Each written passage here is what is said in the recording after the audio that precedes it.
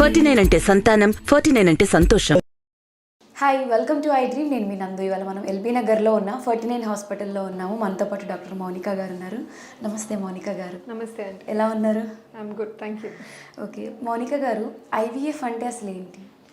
IVF full form అండి in vitro fertilisation అంటాం. దీన్ని మనం విడదీసి ఎక్స్ప్లెయిన్ చేయాలంటే ఫస్ట్ ఇన్ విట్రో అన్నది ఒకటి. ఇన్ విట్రో ఎక్కడైనా ఇన్ విట్రో మీన్స్ బాడీ బయట జరుగుతుంది. ఇక్కడ ఏం చేస్తున్నామంటే ఫర్టిలైజేషన్ నెక్స్ట్ పార్ట్. ఫర్టిలైజేషన్ అంటే గుడ్డు కణం కలయికని ఫర్టిలైజేషన్ అంటాం అనమాట. ఈ స్టెప్ కనుక బాడీ బయట జరిగితే ల్యాబ్లో దాన్ని మనం ఇన్ విట్రో ఫర్టిలైజేషన్ అంటూ ఉంటాం. కామన్ లాంగ్వేజ్ లో అందరికి తెలిసింది దీన్ని టెస్ట్ ట్యూబ్ బేబీగా కూడా గుర్తిస్తూ ఉంటాం. ఈ ఐవీఎఫ్ అన్న పద్ధతి ఉన్న ఫర్టిలిటీ ట్రీట్మెంట్స్, ఇప్పుడు present day available fertility treatments 3 types ఉంటాయి. ఫస్ట్ ది ఓవ్యులేషన్ ఇండక్షన్ అంటాం. దీంట్లో లేడీకి టాబ్లెట్స్ అవసరం పడితే 1 or 2 ఇంజెక్షన్స్ ఇచ్చి ఒక ఎగ్ పెరిగేలా చూస్తాం. ఎగ్ విడుదలైన టైంలో ఆ సమయంలో భర్త భార్యని కలిసి ట్రై చేయమంటాం న్యాచురల్ గా ప్రెగ్నెన్సీకి. ఇది ఫస్ట్ టైప్ ట్రీట్మెంట్. సెకండ్ ఐయుఐలో ఏం చేస్తున్నామంటే గుడ్డు విడుదలైన రోజు భర్త కణాలని లేడీ గర్భసంచిలో మేము డిపాజిట్ చేస్తున్నాం. దాన్ని ఐయుఐ అంటాం. సో ఉన్న ట్రీట్మెంట్స్ లో ఇప్పుడు IVF treatment is the one most advanced.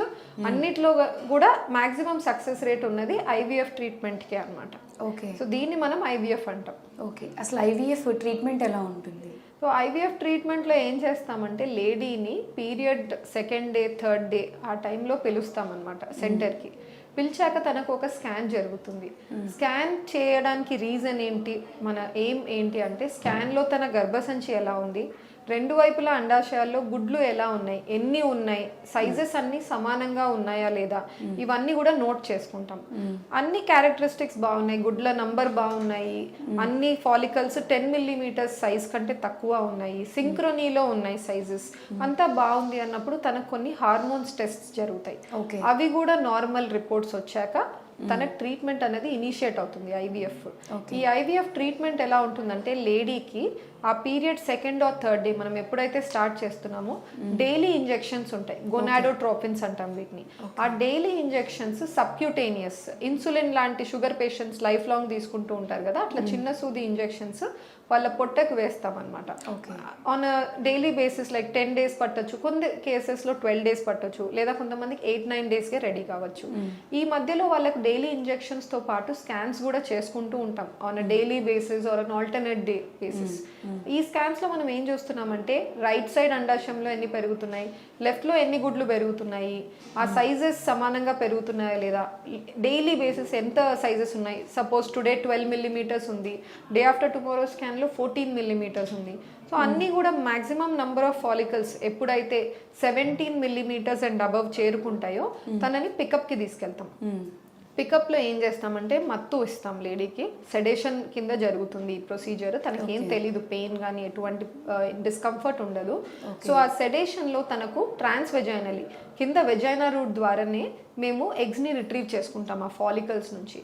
ఆ కనపడే follicle each one 17 mm 20 mm sizes ఉంటాయి కదండి, దాంట్లో లిక్విడ్ ఉంటుంది అనమాట, నీరు. మేము ఆ నీడిల్ పంపించి ఆ నీరుని బయటికి తీసి ఆ నీరులో వెతికినప్పుడు మాకు ఎగ్ అన్నది దొరుకుతుంది ఈచ్ ఫాలికల్లో. సో అలా దొరికిన ఎగ్స్లో అదే రోజు హస్బెండ్ని కణాల శాంపిల్ ఇవ్వమంటాం. టెస్ట్కి ఎలా ఇస్తారో అలా సింపుల్. సో ఇచ్చిన కణాల్లో బెస్ట్ మూవింగ్ కణాలు ఏవైతే ఉన్నాయో పిక్ చేసుకొని ఒక్కొక్క గుడ్డులో ఒక్కొక్క స్పర్మ్ని ఇంజెక్ట్ చేయడం జరుగుతుంది. దాన్ని ఇక్సీ అంటాం, ఇంట్రాసైటోప్లాస్మిక్ స్పర్మ్ ఇంజెక్షన్. ఐవీఎఫ్ అంటే ఏంటి, ఇక్సీ అంటే ఏంటి? కొంతమంది కపుల్స్ వస్తారు, మాకు ఐవీఎఫ్ వద్దండి ఇక్సీ చేయండి అని చెప్పేసి. యాక్చువల్గా IVF ICSI they part and parcel అనమాట. పాతకాలం ఏం చేసేవాళ్ళంటే ఐవీఎఫ్ పద్ధతిలో ఒక డిష్లో స్పర్మ్స్ తీసుకొని భర్తవి ఆ స్పర్మ్స్ డిష్లో ఎగ్స్ని వదిలేసేవాళ్ళు రిట్రీవ్ అయినవి. అంటే ఆ క్లోజ్ విసినిటీలో స్పర్మ్స్ రీచ్ అయ్యి ఎగ్ని పెనట్రేట్ చేసి ఫర్టిలైజేషన్ చేసేవి. మనం ఇంకా డీటెయిల్లో వెళ్ళి ఇక్సీ చేస్తున్నాం. ఊరికే అలా డిష్లో వదిలేయకుండా ఒక్కొక్క ఎగ్ని పట్టుకొని స్పర్మ్ని మన వాంటెడ్ స్పర్మ్ని పిక్ చేసుకొని సెలెక్షన్ ద్వారా ఆ స్పర్మ్ని ఇంజెక్ట్ చేస్తున్నాం. దాన్ని మనం ఇక్సీ అంటాం. ఇలా ఇక్సీ చేశాక ఒక 3 daysకి 5 daysకి మనకి ఎంబ్రియోస్ అన్నవి ఏర్పడతాయి. అలా తయారైన ఎంబ్రియోస్ని మనం ఫ్రీజ్ చేసి పెట్టుకుంటాం. ఈ ఎంబ్రియోస్ని నెక్స్ట్ మంత్ లేదా ఒక 2-3 మంత్స్ లేటర్ అయినా తన గర్భసంచి పొర మంచిగా తయారైంది అన్నప్పుడు కొన్ని క్రైటీరియా ఉంటాయి. ఇంత థిక్నెస్ ఉండాలి, ఇంత ప్యాటర్న్ ఉండాలి, సో బ్లడ్ ఫ్లో ఉండాలి, అన్ని క్రైటీరియా సాటిస్ఫై అయినప్పుడు అలా ఫ్రీజ్ చేసిన ఎంబ్రియోస్ని మనం మెల్ట్ చేసి లేడీ గర్భసంచిలో డ్రాప్ చేస్తాం. ఇలా డ్రాప్ చేసే పద్ధతిని ఎంబ్రియో ట్రాన్స్ఫర్ అంటారు. అన్లైక్ పికప్, ఎంబ్రియో ట్రాన్స్ఫర్ కి మత్తు ఇవ్వాల్సిన అవసరం లేదు. It is not a painful procedure కాబట్టి she will be conscious, sedation లో ఉండదు, and she knows what is happening around her. So అలా ఎంబ్రియోస్ పెట్టాక 15 days తర్వాత కొన్ని మెడిసిన్స్ అన్ని వాడుతూ ఉంటారు తను. 15 days తర్వాత ఒక బ్లడ్ టెస్ట్ ఉంటుంది. ఆ బ్లడ్ టెస్ట్ లో బీటా హెచ్సిజీ అంటాం దాన్ని. మనం పెట్టిన ఎంబ్రియోస్ అతుక్కున్నాయా లేదా అన్నది మనకు తెలుస్తుంది అనమాట. So this whole process is IVF. Okay, IVF అసలు ఎటువంటి కపుల్స్కి సజెస్ట్ చేస్తారు మీరు? ఇప్పుడు ఐవీఎఫ్ ట్రీట్మెంట్ నేను అన్నట్టు అన్నిట్లో మోస్ట్ అడ్వాన్స్డ్, మోస్ట్ సక్సెస్ ఇచ్చే ట్రీట్మెంట్ అదే. అయినప్పటికీ అంత ఆఫెన్ జరగదు. రీజన్ ఎందుకు అంటే it consumes lot of time and money. చాలా costly treatment. And second time, నేను అన్నట్టు పికప్ ఇన్ని డేస్కి అవుతుంది, ట్రాన్స్ఫర్ అదే మంత్ చేయొచ్చు లేదా సమ్ టైమ్స్ 2-3 months తర్వాత చేయొచ్చు. So lots of time, money, emotions invest అయ్యి జరిగే ట్రీట్మెంట్ అనమాట ఐవీఎఫ్. అందుకని అంత ఆఫెన్ జరగదు. సో ఎవరికి ఐవీఎఫ్ ఖచ్చితంగా చేయాల్సిందే, వీళ్ళకి వేరే ట్రీట్మెంట్స్ మనం చెయ్యలేము అంటే, ఒకటి ట్యూబ్స్ రెండు వైపులా లేడీకి బ్లాక్ ఉన్నాయి అనుకోండి, వీళ్ళకు న్యాచురల్ పద్ధతి ద్వారా ప్రెగ్నెన్సీ రావడం నాట్ పాసిబుల్. సో అటువంటి కపుల్స్ ఐవీఎఫ్ కి వెళ్లాల్సి వస్తుంది. అక్కడ ట్యూబ్ తో అవసరం ఉండదు కాబట్టి. సెకండ్ వచ్చేసి భర్త సైడ్ నుంచి కణాల పరీక్ష చేసినప్పుడు వీర్య కణాల పరీక్షలో నార్మల్గా కౌంట్స్ ఉండాల్సింది 15 million per milliliter కంటే ఎక్కువ ఉండాలి. అండ్ ప్రోగ్రెసివ్ మోటిలిటీ అంటాం, అంటే ముందు కదిలే కణాల శాతం కనీసం 32% and above, and normal forms 4% and above ఉండాలి. నువ్వు ఈ క్రైటీరియాలో తనకు 10 to 15 million రేంజ్ వచ్చింది అంటే మైల్డ్గా sub fertility.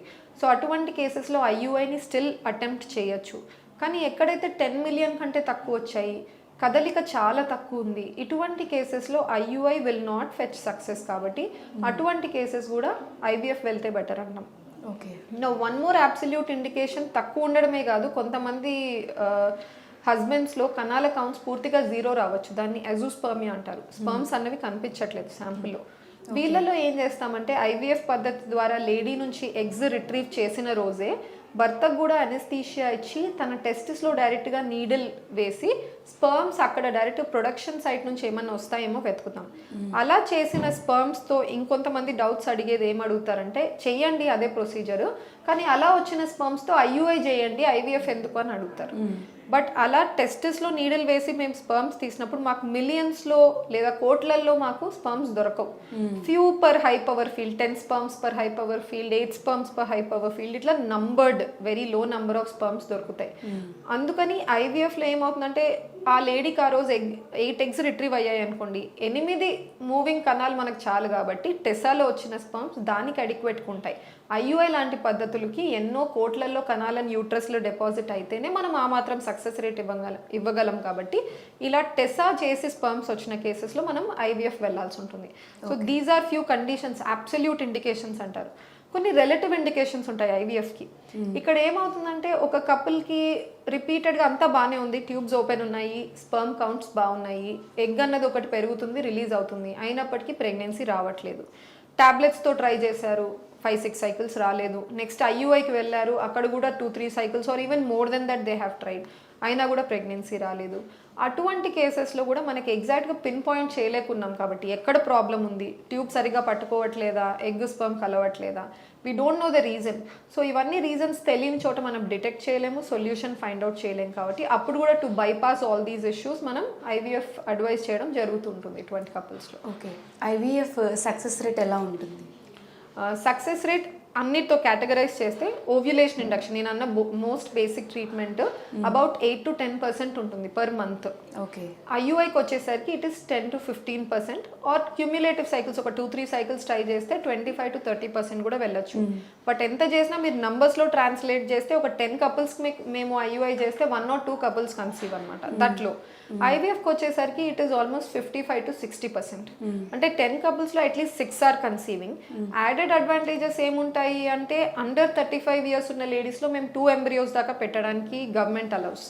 And above 35 years ఉన్నప్పుడు government has laid down some rules. Above 35 years elderly ladies, లేదా 2 or more miscarriages abortions history ఉంది, otherwise in the past 2-3 times embryos పెట్టుకొని ఫెయిల్ అయ్యారు, అటువంటి కేసెస్లో మ్యాక్స్ అప్ టు 3 ఎంబ్రియోస్ పెట్టడానికి permission ఉంది from law side. So ఇలా పెట్టినప్పుడు ఏమవుతుందంటే వాళ్ళకి ట్విన్స్ అలా వచ్చారనుకోండి, వాళ్ళ family is completed at 1 step అనమాట. లేదు నెగటివ్ వచ్చింది, the couple is following in that 40-50% group where IVF succeed అవ్వలేదు అన్న వాళ్ళకి ఎక్స్ట్రా ఎంబ్రియోస్ ఫామ్ అయ్యి ఉంటే అవి ఫ్రీజ్ చేసుకొని ఉంటారు బ్యాకప్కి, అవి మళ్ళీ మెల్ట్ చేసుకొని లైనింగ్ తయారయ్యాక టాబ్లెట్స్తో వాళ్ళు మళ్ళీ ఇంట్రడ్యూస్ చేసుకొని they can again try at that 55-60%. ఇవి కొన్ని extra added advantage for IVF. Okay, ఈ ట్రీట్మెంట్ ఒకసారి కంప్లీట్గా ఫెయిల్ అయితే తర్వాత ప్రొసీజర్ ఎలా ఉంటుంది? నువ్వు ఐవీఎఫ్ ఫెయిల్ అయ్యే అవకాశం లైక్ ఐ సెడ్ 40-50%. నువ్వు ఐవీఎఫ్ ఫెయిల్ అయింది అని ఎప్పుడు అంటామంటే ఆ సైకిల్లో తయారైన ఎంబ్రియోస్ అన్ని మనం వాడేసినప్పుడు that IVF cycle has failed for us. Okay, in terms of number of embryo transfers మాట్లాడితే ఒక ఐవీఎఫ్లో మనకు 2 timesకి సరిపడా ఎంబ్రియోస్ తయారై ఉండొచ్చు, లేదా 3 times ట్రాన్స్ఫర్ చేసుకోవడానికి సరిపడా ఎంబ్రియోస్ తయారై ఉండొచ్చు. 2 attempts ఫెయిల్ అయ్యాయి లేదా 3 attempts ఫెయిల్ అయ్యాయి, రిపీటెడ్గా ఫెయిల్ అవుతున్నాయి అంటే మేము we have to figure out ఎక్కడ ప్రాబ్లం అవుతుంది. ఎంబ్రియో ప్రాబ్లమా, క్వాలిటీ బాగాలేదా పెట్టే దాంట్లో, లేదా గర్భసంచిలో మంచి క్వాలిటీ ఎంబ్రియో పెడుతున్నా కూడా గర్భసంచిలో ఏదైనా ఇష్యూ ఉందా, అది యాక్సెప్ట్ చేయట్లేదా ఎంబ్రియోని, లేదా పర్సే రూట్ ప్రాబ్లం అంటే ఎగ్గులో ఏదో ఇష్యూ ఉంది, లేదా వచ్చే కణంలో ఏదైనా ఇష్యూ ఉందా, ఎక్కడ ప్రాబ్లం ఉందనేది మనం రూల్ అవుట్ చేసుకోవాలి. ఓకే, బేసిక్ టెస్ట్స్ ఏవేవి చూసుకుంటారు అంటే, ఒకటి దే లుక్ ఎట్ ద యూట్రస్లో ఏమైనా ఫైబ్రాయిడ్స్, కంతులు, లోపల గర్భసంచి పొరలో పాలిప్స్ లాంటివి ఏమన్నా ఉన్నాయా, హిస్ట్రోస్కోపీ ఏమన్నా చేసి లోపల ఏమైనా ఇష్యూస్ ఉన్నాయేమో రూల్ అవుట్ చేసుకోవాలా. నెక్స్ట్ గర్భసంచి లైనింగ్, మనకి ఎలా అయితే ప్రతి సెల్కి జీన్స్ ఉంటాయో, క్రోమోజోమ్స్ ఉంటాయో, గర్భసంచికి ఉన్న లైనింగ్ ఎండోమెట్రియంకి కూడా జీన్స్ ఉంటాయి. సో దాంట్లో కూడా కొన్ని జీన్స్ ఈ ఇంప్లాంటేషన్ ప్రాసెస్ అంటే ఆ ఎంబ్రియోని యాక్సెప్ట్ చేసే రోల్లో పార్ట్ ప్లే చేస్తుంటాయి. వాటిలో ఏదన్నా ఇంబ్యాలెన్స్ ఉన్నా, పర్టిక్యులర్ జీన్స్ అగేన్స్ట్గా వర్క్ చేస్తున్నా కూడా ఈ ఇంప్లాంటేషన్ అనేది జరగదు. Okay, now technology is going on. Technology ఏం ట్రై చేస్తుందంటే ఏ జీన్స్ పార్టిసిపేట్ చేస్తున్నాయి ఈ ఇంప్లాంటేషన్లో, అవి కనుక మనం చదవగలిగితే maybe we can improve the success rates అని ఎరా అని ఒక టెస్ట్ వచ్చింది, ఎండోమెట్రియల్ రిసెప్టివిటీ అరే. ఇక్కడ ఏం చేస్తారంటే ఆ గర్భసంచి పొరలో ఏం సెల్స్ ఉన్నాయి, వాటి జీన్స్ ఎలా ఉన్నాయని స్టడీ చేస్తున్నారు అనమాట, బయాప్సీ చేసి టెస్టింగ్ పంపించి చూసి ఎగ్జాక్ట్ ఏ టైంలో ఎంబ్రియోస్ని ఇంట్రడ్యూస్ చేస్తే అతుక్కునే అవకాశాలు ఎక్కువగా ఉంటాయి అన్నది చూస్తున్నారు. అది ఒక టెస్ట్. నెక్స్ట్ ఎంబ్రియోని కూడా టెస్ట్ చేసుకోవచ్చు పెట్టుకునే ముందు. మనం చూడడానికి ఎంబ్రియో బాగుందా లేదా అన్నది గ్రేడింగ్ ఇస్తారు అందరికి. I think who went through IVF they know వాళ్ళ ఎంబ్రియోస్ గ్రేడింగ్ గ్రేడ్ 1 ఉన్నాయా, గ్రేడ్ 2 ఉన్నాయా, ఏబి ఇలా డిఫరెంట్ ఆల్ఫాబెట్స్ అండ్ న్యూమరికల్స్ లో మాట్లాడుకుంటారు గ్రేడింగ్. ఈ గ్రేడింగ్ అంతా ఏం చేస్తున్నామంటే బయట నుంచి చూడడానికి ఎంబ్రియో ఎలా ఉంది మార్ఫలాజికల్ గ్రేడింగ్ మాత్రమే, లోపల జీన్స్ ఎలా ఉన్నాయనేది none of us know. So ఒక స్టెప్ అహెడ్ వెళ్తే PGT, pre implantation genetic testing. ఈ ఎంబ్రియోలో ఉన్న ఈ సెల్స్ని మనం తీసి మనం టెస్టింగ్కి పంపిస్తే ల్యాబ్లో ఆ సెల్స్లో క్రోమోజోమల్ నంబర్ కరెక్ట్ ఉందా లేదా అని చూస్తారు. PGT, pre implantation genetic testing. అలా చూసి ఏవైతే జెనెటికలీ నార్మల్ ఉన్నాయో అటువంటి ఎంబ్రియోస్ని మనము ట్రాన్స్ఫర్ చేసి, ఏవైతే అబ్నార్మల్ ఉన్నాయో అవి మనం డిస్కార్డ్ చేయగలిగితే అన్నెసెసరీ ట్రాన్స్ఫర్స్, అన్నెసెసరీ నెగటివ్గా వచ్చే రిజల్ట్స్ ఇవన్నీ మనం అవాయిడ్ చేయడానికి ఛాన్సెస్ ఉంటుంది.